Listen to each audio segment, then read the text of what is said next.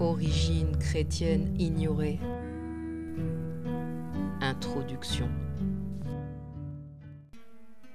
Le documentaire Zeitgeist a fait des vagues dans la communauté chrétienne lorsqu'il a déclaré que Jésus n'était qu'une autre version d'un dieu païen. Cette vidéo n'est pas Zeitgeist. Le but de cette vidéo est de montrer les origines secrètes du christianisme et notre intention n'est pas de discréditer Jésus. Permettez-moi de dire tout de suite que je crois que Jésus a pu exister. Cependant, je ne suis pas d'accord avec les partisans de la King James Bible, donc de la version du roi Jacques de la Bible. Jésus n'est pas la réponse à tout et vous ne pouvez pas dire constamment « c'est un occultiste ». À chaque auteur avec une perspective différente. L'occultisme n'est pas mauvais. La plupart des gens qui pensent ainsi font partie d'un mode de pensée conditionné. Et ne vous méprenez pas, je comprends les dangers de la magie et les pouvoirs de l'occultisme. Mais je ne pense pas que ce soit une bonne excuse. Nous ne pouvons pas continuer à nous cacher dans l'ombre en disant que la magie est mauvaise alors que la plupart d'entre vous n'ont aucune idée de ce que c'est. Le christianisme moderne rend un grand pourcentage de la population conformiste et docile. Certains auront tendance à se moquer et à s'offusquer, mais l'humanité ne peut plus supporter la suppression de l'occulte avec une telle ignorance. Je dois le dire parce que ce type de pensée est un produit de la paresse. Le chrétien moderne rejette l'idée de tout autre Dieu sans l'avoir examiné au préalable, parce que le simple fait de les considérer pourrait entraîner une punition de la part de Dieu, selon la version King James de la Bible. Pourtant, nous avons ici cette citation. « Celui qui répond à une affaire avant de l'avoir entendue, c'est pour lui une folie et une honte. » Proverbe 18, 13. Et pourtant, de nombreux sont ceux qui ont ouvertement admis qu'ils ne liront que la Bible du roi Jacques, tout en disant à tous les autres croyants qu'ils ont tout simplement tort. Rejeter les points de cette présentation simplement parce que je cite quelqu'un comme Manly P. Hall, c'est injuste. Permettez-moi d'aborder la question ici. Je me rends compte que les téléspectateurs chrétiens considéreront ce contenu comme luciférien, occulte ou satanique. Pour un chrétien, ces trois mots sont synonymes. Il est clair que cela est dû à un manque de compréhension de la sémantique, et l'incompréhension de ce qui suit va faire réagir les gens par peur. Ok, Manly P. Hall était franc-maçon, la belle affaire. Donc Isaac Newton, Mozart, Benjamin Franklin, Louis Armstrong, Buzz Aldrin, Harry Houdini, Booker T. Washington et John Wayne. Ce n'est pas si compliqué de devenir franc-maçon. Honnêtement, je pense que c'est surmédiatisé. Il est même possible que la popularité de l'organisation ait été gonflée pour rassembler et chaperonner les hommes moyens qui montrent des signes de profonde curiosité. D'accord, pouvons-nous considérer Manly P. Hall de manière générale pendant une seconde? Oublions ses idées sur la société et l'idée d'un monde unique. Disons que tout cela est vrai. Cela enlève-t-il de l'importance au contenu de ce qu'il a écrit? Bien sûr, on peut dire qu'il y a un agenda, mais voici mon opinion honnête. La connaissance est la connaissance. La sagesse est la sagesse. Si vous calmez votre esprit et vous permettez d'absorber l'information, vous en tirerez inconsciemment ce dont vous avez besoin. Manly P. Hall était un homme sage, que vous le réalisiez ou non, et tous ceux qui ont étudié son travail le savent sans aucun doute. Vous voyez, cela vient d'une incompréhension totale de l'occultisme. J'ai mentionné l'astrothéologie et, d'une manière ou d'une autre, les gens ont supposé que j'essayais de discréditer la Bible. Écoute ceci, ô Job, arrête-toi et considère les merveilles de Dieu. Chapitre 37, verset 14. Peux-tu attacher les liens des Pléiades ou délier les cordages de l'Orion? Fais-tu paraître en leur temps les signes du zodiaque et conduis-tu la grande ourse avec ses petits? Job, chapitre 38, versets 31 à 32. Dieu fait bouger le zodiaque, il dit au travail de considérer ses grandes œuvres, l'une d'entre elles étant le secret de l'astrothéologie. Qu'il y ait des luminaires dans l'étendue des cieux pour séparer le jour de la nuit, et qu'ils servent de signes et de saisons, de jours et d'années. Genèse chapitre 1 verset 14. La confusion réside dans le fait que l'astrothéologie est techniquement la religion des étoiles ou le culte des étoiles. C'est là qu'il peut devenir blasphématoire d'affirmer qu'il s'agit des origines du christianisme. Mais laissez-moi un instant. Les cultes stellaires n'ont pas été les premières religions. Les premières religions étaient des religions basées sur la nature, qui étaient en phase avec Dieu et la terre. Le zodiaque est un cadeau donné par Dieu pour être utilisé comme calendrier pour notre monde et pour cartographier nos esprits. Les anciens le savaient. Ce n'est que plus tard dans l'histoire que l'homme a compris qu'il pouvait vénérer des corps individuels et en tirer du pouvoir. Et c'est là que réside le problème. Nous avons des cultes de Saturne, de Jupiter, de la Lune et bien d'autres, qui adorent tout sauf l'intelligence du Créateur invisible. Et donc ce n'est pas parce que certains groupes ont utilisé ces connaissances à mauvais escient qu'elles sont mauvaises à l'origine. Les gens sont paresseux et pensent que le seul livre dont ils ont besoin est la Bible du roi Jacques. Et je pense que nous avons tous besoin de devenir des philosophes d'une certaine manière. Nous avons tous besoin de penser, et si vous voulez connaître mon opinion honnête, la version autorisée de la Bible enseigne le contraire de cela.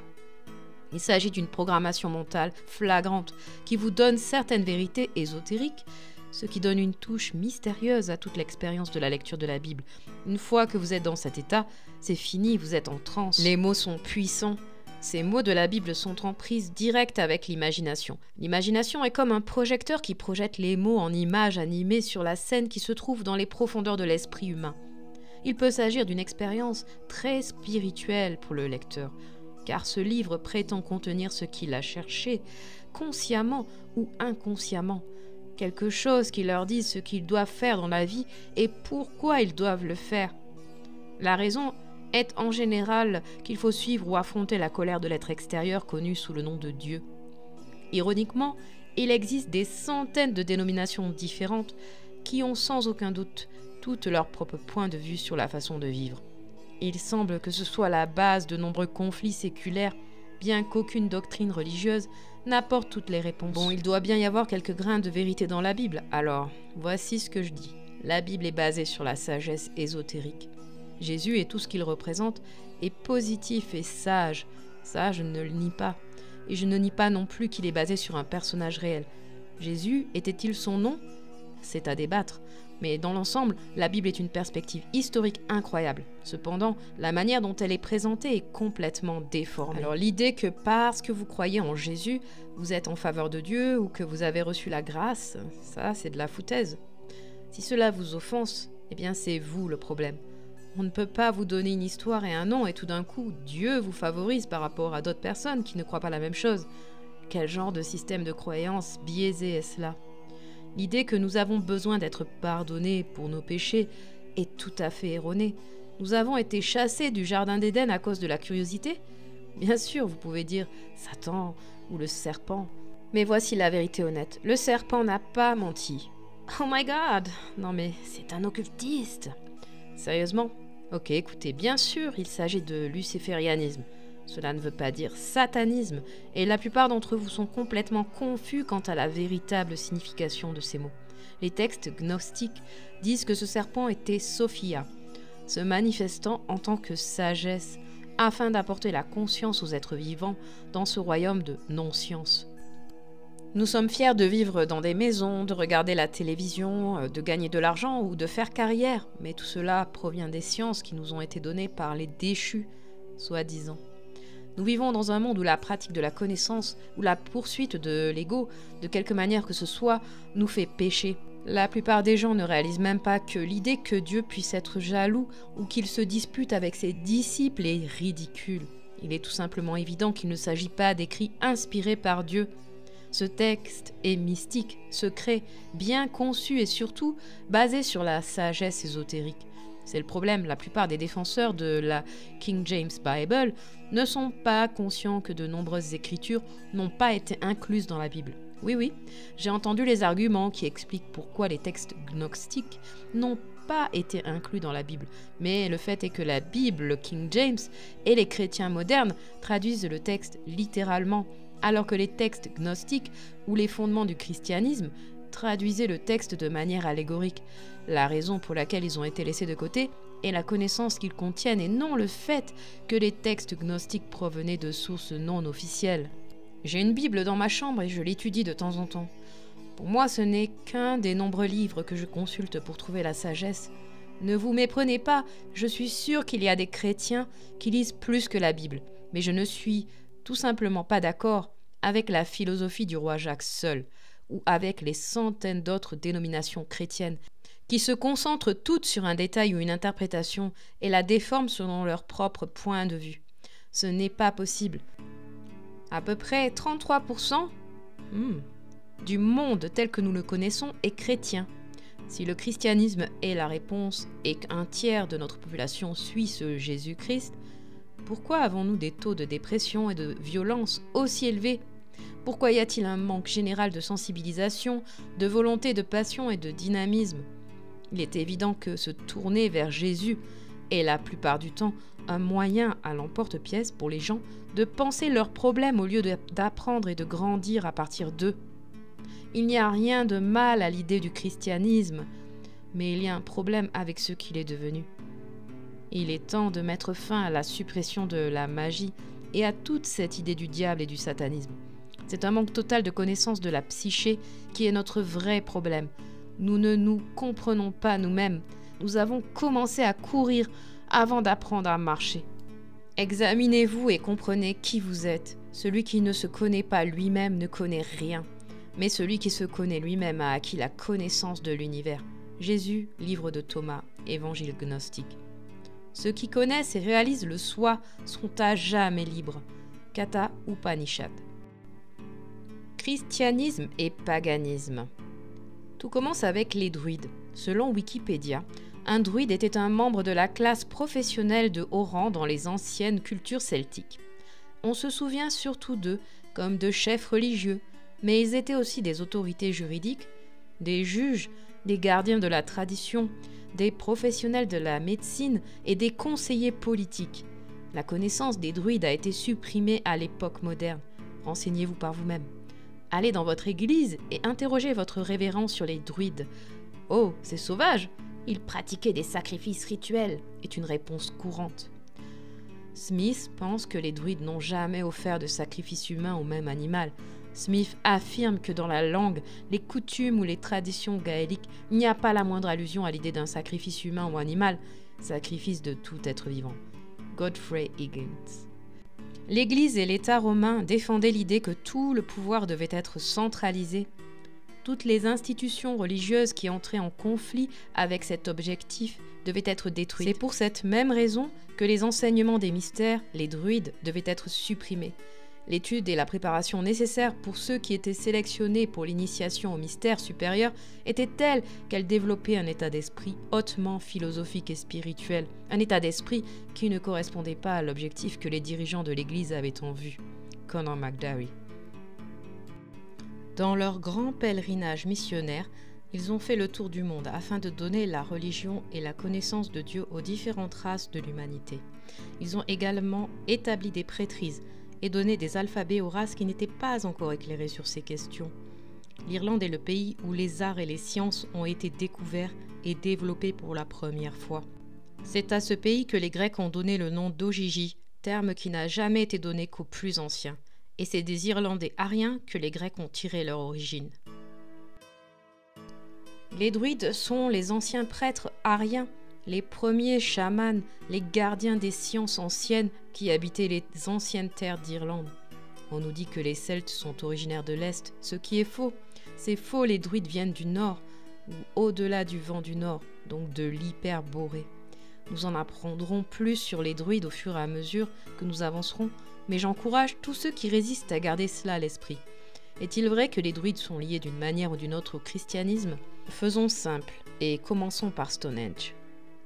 Les druides maintenant, alors que les armes ne sont plus entendues, restaurent les vieux mystères et les rites horribles. Une tribu qui aime la religion singulière et qui hante les refuges solitaires du bosquet, c'est à eux et à eux seuls de toute l'humanité. Les dieux sont sûrement révélés ou sûrement inconnus. Si les mortels mourants chantent leur destin, aucun fantôme ne descend en enfer dans la nuit épouvantable. Aucune âme ne se sépare de l'horrible Pluton. Ils ne cherchent pas les ombres mornes et silencieuses, mais ils s'envolent immortels dans leur genre, et ils trouvent d'autres corps dans de nouveaux mondes. C'est ainsi que la vie poursuit sa course sans fin. Et comme une ligne, la mort ne fait que diviser l'espace. Un arrêt qui ne peut durer qu'un instant. un point entre le futur et le passé. Ils sont 3 fois heureux dans les cieux du Nord, qui méprisent le pire destin, la peur de la mort. Pourquoi ils ne se soucient pas de ce frêle être, mais se précipitent sans se décourager sur l'acier pointu? Ils provoquent le destin qui s'approche et dédaignent courageusement d'épargner cette vie qui doit si vite revenir. La plupart d'entre nous connaissent Stonehenge, n'est-ce pas? Si vous ne savez pas qui sont les druides, ils sont les créateurs de Stonehenge. La plupart des personnes qui découvrent ce sujet le savent déjà, il faut juste qu'elles s'en souviennent. Pensons un instant à Stonehenge, puis poursuivons la présentation des druides. Les ruines appelées Stonehenge sont un assemblage de pierres dressées et prostrées dans la plaine de Salisbury, en Angleterre, et sont généralement considérées comme les vestiges d'un ancien temple druidique. Je vais interpréter des documents provenant de sources académiques et mythologiques. Si vous ne suivez qu'un seul travail, vous ne verrez jamais la situation dans son ensemble. Je m'apprête à dire des choses qui sont très éloignées de la perspective dominante. Pour ceux qui ne me connaissent pas, je parle beaucoup de ces sujets sur ma chaîne. Il y a 2 choses qui se passent. Nous avons les représentations de Stonehenge construites de manière très primitive par des proto-celtes. Et ensuite, nous avons cette idée que Stonehenge a été créé par les druides. Après mes recherches et ma compréhension de la Tartarie, j'en suis arrivé aux conclusions suivantes. Le sujet des druides est devenu assez confus. Nous savons que la source de ce druidisme vient d'Irlande, mais la plupart de ce que nous acceptons aujourd'hui dans les cercles académiques sont ceux que les derniers historiens grecs ont écrits. Je considère qu'il s'agit d'une propagande après la réinitialisation. L'idée que les druides étaient des fous primitifs et délirants qui pratiquaient des sacrifices est devenue le récit administré. Au cours du XXe siècle, Stonehenge a commencé à renaître en tant que lieu de signification religieuse, cette fois par les adeptes du néopaganisme et des croyances du Nouvel Âge, en particulier les néo-druides. L'historien Ronald Hutton remarquera plus tard que l'ironie du sort veut que les druides modernes soient arrivés à Stonehenge au moment même où les archéologues en expulsaient les anciens druides. Le premier groupe néo-druidique à utiliser le monument mégalithique fut l'ancien ordre des druides, qui organisa une cérémonie d'initiation massive en août 1905, au cours de laquelle il admit 259 nouveaux membres dans son organisation. Cette assemblée a été largement ridiculisée par la presse, qui s'est moquée du fait que les néo-druides étaient déguisés avec des robes blanches et de fausses barbes. Pour comprendre ce que je vais dire, vous devez connaître la Tartarie et la tradition irlandaise. Ils veulent que vous pensiez que les druides ont créé Stonehenge, parce que lorsque vous faites des recherches sur les druides, vous ne trouvez que les anciens druides hébreux qui pratiquaient des sacrifices, les anciens celtes qui étaient des sauvages et n'avaient pas de langue écrite. Il n'y a même pas une seule représentation solide d'un druide. On ne nous parle pas des druides à l'école. Alors qu'est-ce qu'un druide? Je n'exclus pas qu'il les construit, j'essaie juste de remettre en question le récit traditionnel. Ils étaient les prêtres ariens de l'ère de l'Hyperborée. Ce que nous considérons comme la Tartarie ou l'ancienne City n'est que l'une des nations de cet empire arien, irlandais et hyperboréen. Je ne parlerai pas vraiment d'empire, car c'est quelque chose que nous n'aurions jamais pu imaginer. Ok, je dois préciser que ces êtres n'étaient pas les seuls à vivre dans ce royaume. Il n'y avait pas que les Ariens. Donc, ces hyperboréens étaient les anciens Irlandais ou les Tuatha de Danann. Et les Cimériens sont la race des Fomoriens. Consultez Pindar. Les Tuatha de Danann étaient une ancienne race aux cheveux blonds et roux, aux yeux bleus et verts, dont on disait qu'ils étaient assez grands. Les Fomoriens étaient également une race surnaturelle de géants qui maîtrisaient les capacités psychiques et venaient de sous la terre. Dans les légendes irlandaises, nous entendons parler de nombreuses invasions, dont la mère patrie. Les légendes fomoriennes sont ce que je perçois comme les anciens cimériens ou anciens morts.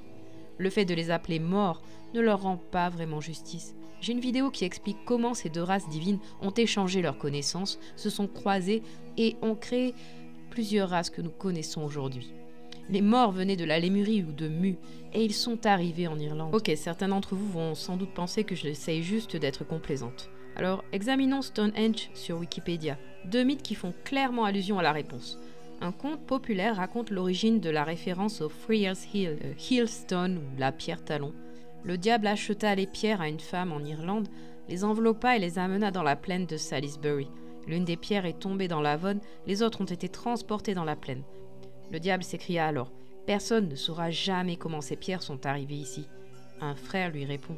Le diable lui lança alors une pierre et lui donna un coup de talon. La pierre s'enfonça dans le sol, elle s'y trouve encore. Selon Geoffrey, les rochers de Stonehenge étaient des rochers de guérison appelés danse des géants, que les géants avaient apportés d'Afrique en Irlande pour leurs propriétés curatives. Le roi du 5e siècle, Aurelius Ambrosius, souhaitait ériger un monument à la mémoire des 3000 nobles tués lors d'une bataille contre les Saxons et enterrés à Salisbury. Et sur les conseils de Merlin, il choisit Stonehenge. Le roi envoya Merlin, Uther Pendragon, le père du roi Arthur, et 15 000 chevaliers pour l'enlever d'Irlande, où il avait été construit sur le mont Killaros par les géants. Ils tuèrent 7 000 Irlandais, mais les chevaliers essayèrent en vain de déplacer les rochers à l'aide de cordes et de la force. C'est alors que Merlin, à l'aide d'un équipement et de son habileté, a facilement démonté les pierres et les a envoyées en Grande-Bretagne, où Stonehenge a été inauguré. Après sa reconstruction près d'Amesbury, Geoffrey raconte comment Ambrosius Aurelianus, puis Uther Pendragon et enfin Constantin III ont été enterrés à l'intérieur de l'anneau des géants de Stonehenge. N'est-il pas également intéressant de constater que l'une des principales attractions touristiques de Salisbury est la cathédrale de Salisbury, dont l'architecture est clairement tartare? Remarquez que lorsque vous voyez Stonehenge, vous associez mentalement Stonehenge aux druides, ce qui vous donne une perspective très primitive d'eux. Pourtant, il y a un plus grand mystère à seulement 7 miles de là où se trouve la cathédrale de Salisbury. Et vous vous dites « Waouh, comme l'architecture anglaise est étonnante !» L'histoire courante nous dit que nous sommes à l'époque post-romaine. Aucun visiteur ne songerait à penser qu'il y a peut-être un lien entre les deux. Peut-être que les druides, les anciens prêtres d'Hibernie et d'Hyperborée, sont à l'origine de cette architecture tartare qui est la véritable représentation de leur science. Se pourrait-il, comme dans les mythes de Merlin, que Stonehenge ne soit qu'un ensemble massif de pierres posées par les Fomoriens sur instruction des druides? Je ne sais pas, mais si on considère qu'il y a eu tant de rénovations différentes, puis l'idée qu'elles ont été déplacées, il devient évident qu'une sorte de dissimulation est en train de se produire.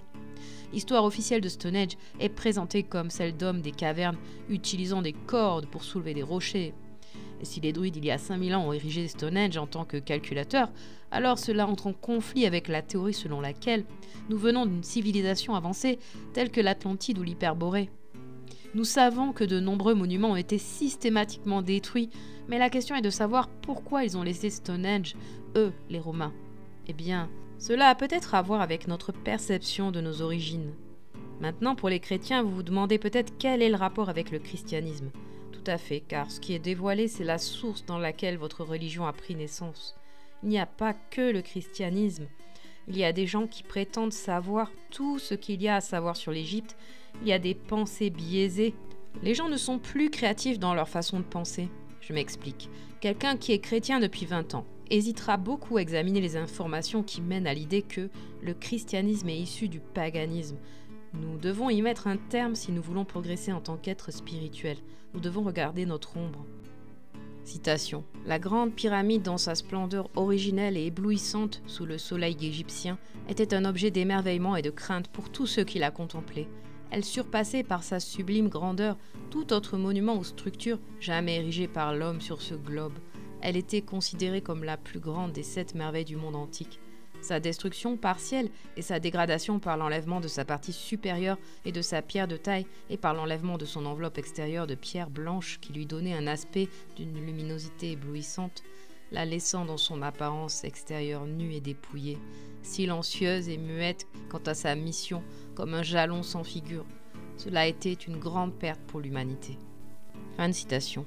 Extrait de Irish Wisdom Preserved in Bible and Pyramids de Conor McDarry. À midi, sa haute pierre dorée semblait ne faire qu'un avec le soleil, unissant la terre et le ciel dans une unité éternelle, une union symbolique de l'esprit et de la matière. Détruire ce pilier sublime, ce grand chef-d'œuvre des prêtres magiques irlandais d'Ieza, faisait partie d'un complot aussi égoïste qu'aucun autre jamais conçu. Ce complot a été mis en œuvre par les esprits dominants à la tête de l'Église romaine qui n'ambitionnaient rien de moins qu'un pouvoir universel pour leur Église et leur empire. Nous allons commencer à voir comment ce projet a été mis en œuvre, car les dirigeants de l'Église et de l'État romain, ils ne faisaient pratiquement qu'un. que tout le pouvoir devait être centralisé dans le chef de l'Église qui était aussi l'empereur de l'État. Toutes les institutions religieuses qui, d'une manière ou d'une autre, entraient en conflit avec cet idéal devaient être supprimées. C'est pour cette raison que les cultes à mystère ont été supprimés et que l'initiation au mystère ancien et ésotérique n'a pas été autorisée. Aucun établissement religieux, culte ou pratique ne pouvant attirer ou retenir les hommes en dehors de l'Église d'État romaine. En outre, comme l'étude et la préparation nécessaires pour ceux qui étaient sélectionnés pour l'initiation au mystère supérieur étaient de nature à développer un état d'esprit hautement philosophique et spirituel, cette étude et cette préparation ne correspondaient pas à l'objectif que les dirigeants de l'Église avaient en vue. De tels esprits n'adhéreraient pas à une simple Église politique et idolâtre dont les doctrines n'étaient pour l'essentiel destinées à la multitude non instruite. De tels esprits ne pouvaient être dominés par un sacerdoce politique ou mercenaire. Il s'agissait d'hommes éclairés qui s'opposaient au projet de l'Église, et c'est pourquoi les institutions qui produisaient de tels hommes devaient être supprimées. Le christianisme a conduit les masses à devenir dociles. Et c'était intentionnel car tous les livres anciens ont été détruits, et comme je le montrerai, les langues ont été réarrangées, des voyelles ont été ajoutées, et leurs origines ont été supprimées. La grande pyramide d'Iéza était utilisée comme temple d'initiation pour inculquer les mystères de la nature et les pouvoirs occultes de l'âme. Le décret de l'Église et l'exécution de sa politique visant à fermer le temple de la grande pyramide et à supprimer son institution ont pratiquement mis fin au développement d'esprits éclairés dans la vallée du Nil. Je ne dis pas que la grande pyramide a été créée par des Blancs, je dis qu'elle a été créée sous l'égide de l'église d'Iéza, qui est effectivement la race aryenne. Cependant, si vous souhaitez mieux comprendre mon point de vue, voyez la vidéo sur les morts. La race aryenne, l'église d'Iéza, la race hyperboréenne, s'est mélangée à de nombreuses cultures différentes en échangeant des connaissances. C'est pourquoi nous voyons tant de similitudes dans la religion et l'architecture du monde entier. L'empreinte digitale est partout, surtout dans la Bible. Pendant toute cette controverse a permis de susciter un intérêt accru, tel que celui qui a été éveillé parmi les chercheurs et les penseurs du monde entier pour la Grande Pyramide, ce compagnon de la Bible, l'un dans l'art, l'autre dans la littérature. La Bible est la parole, en écriture la Grande Pyramide est la parole en pierre, et toutes deux proviennent de la même source, la prêtrise magique irlandaise d'Iéza. Elle a toujours été connue et en possession des esprits dominants de l'Église de Rome et des grands prêtres de l'Église d'Angleterre. Le succès de la première institution dépendait de la suppression de cette connaissance. Mais c'était, et c'est encore aujourd'hui, l'un des secrets les plus jalousement gardés de la haute Église d'Angleterre. Sinon, cette connaissance ne pourrait qu'être largement connue, car les preuves sont si évidentes que ce n'est que par un silence étudié et accepté que les faits ont été empêchés de devenir de notoriété publique. La Grande Pyramide et le groupe dont elle est le premier élément, ainsi que les temples de la vallée du Nil, sont les témoins et les témoignages les plus convaincants, n'offrant aucune chance de contradiction ou d'incertitude quant aux réalisations et au génie des Irlandais, ou comme on l'appelle dans l'histoire, la race aryenne. On ne peut se tromper sur les monuments laissés par les Irlandais, qui étaient autrefois les souverains et les maîtres de la terre entière. Leur domination s'étendait à tous les pays, elle était mondiale. L'Irlande a été la première maîtresse des mers. Elle a été le premier et le seul empire mondial jamais connu, car il était spirituel. Son étendue dépassait celle que les Perses, les Grecs, les Romains ou les Mongols ont jamais atteinte. Les vestiges de leurs œuvres, où qu'ils se trouvent, présentent une similitude indéniable de forme et de caractère. Elles sont énormes, immenses, conçues et réalisées sur un plan si vaste qu'elles impressionnent l'esprit de l'homme aujourd'hui. Ces vestiges s'étendent de l'Irlande à la côte atlantique de l'Europe jusqu'en Afrique, le long de la Méditerranée, jusqu'en Égypte, en Inde, en Chine, à Java, à Tahiti et dans les îles Carolines du Pacifique Sud. Sur le continent américain, nous trouvons la tour ronde près de Newport, qui témoigne de son origine irlandaise, et les grands monticules pyramidaux des vallées de l'Ohio et du Mississippi, les temples en ruine de Yucatan et du Mexique, ainsi que des vestiges similaires en Amérique du Sud, sont autant de preuves de leur travail. Tous doivent leur origine à la même source et établissent sans l'ombre d'un doute que les Irlandais ont été les premiers véritables découvreurs de l'Amérique et que le nom même de Dieu chez les Indiens était un nom irlandais dérivé de ces missionnaires et explorateurs des siècles avant la naissance de Christophe Colomb ou d'Éric le Rouge. L'un des noms irlandais de Dieu est Man, et Manita est le mot irlandais pour saint. Le nom indien de Dieu était Manitou le Saint.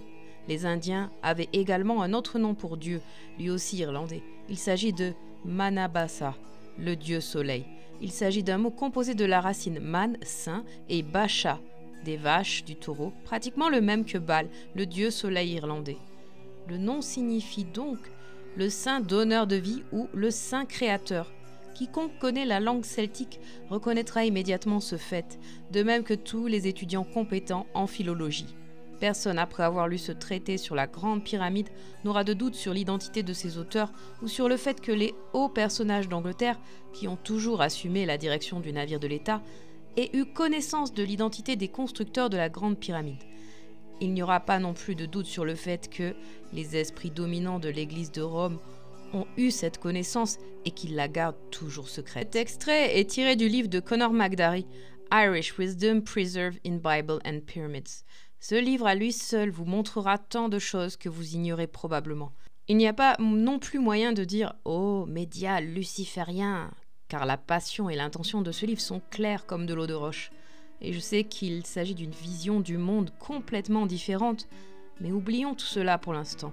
Je veux vous montrer quelques recherches qui démontrent clairement l'affinité entre les langues anciennes. Il y a tellement de confusion dans les cercles académiques lorsqu'il s'agit de savoir quelle langue est le prédécesseur.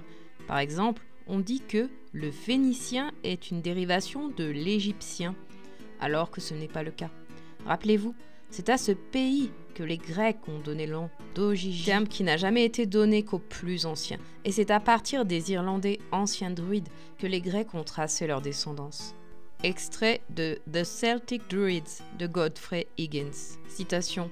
Le but de l'auteur dans l'ouvrage suivant est de montrer que les druides des îles britanniques étaient les prêtres d'une nation très ancienne appelée Celtae, que ces Celtes étaient une colonie de la première race de gens, un peuple savant et éclairé, les descendants des personnes qui ont été les premières à se rendre dans les îles britanniques.